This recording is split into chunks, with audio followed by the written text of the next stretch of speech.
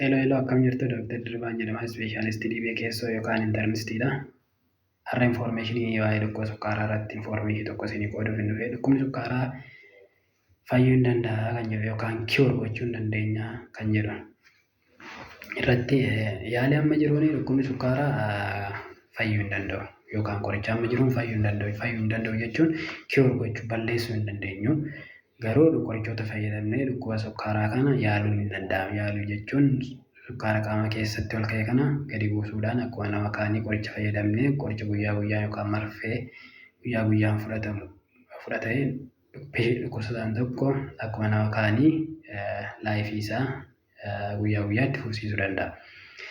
Garuu maaltu jira infoormeeshiniin sooshaal miidiyaa kanarraa arganii tiraadishinaal mediisinii fayyadamnee hin balleessinaa dhukkuba kana hin fayyisnaa kottaan bira jedhanii infoormeeshinii warreen qoodaa jiran kanarraa uummanni keenya of eeggachuu qabdu. Qoricha keessan ajaja ogeessa keessaniin ala gonkumaa dhaabuu hin qabdani.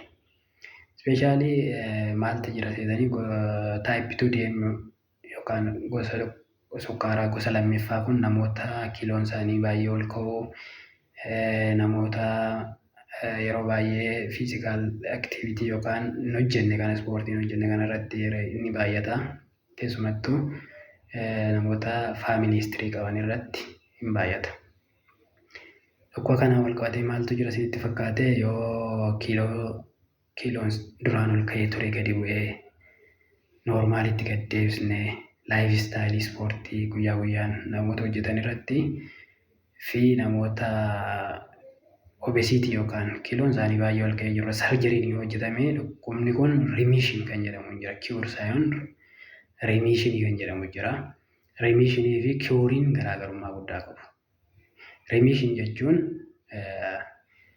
qoricha osoo hin fayyadamiin dhukkubni sukkaaraa kun qoricha osoo hin fayyadamiin ji'a 3 olii baatii 3 olii fi noormaalii ta'ee kan itti fufu namoota muraasa keessatti hin argamu. Garuu maal jechuudha remiishiniin kun yeroo biraa keessatti deebi'uu danda'a. Kanaaf follow-up hin barbaachisaa jechuudha. Kiyoorii wajjin kiyoor jechuun gonkumaan kan deebi'ee hin dhufne jechuudha. Yaaliidhaan kan fayyu.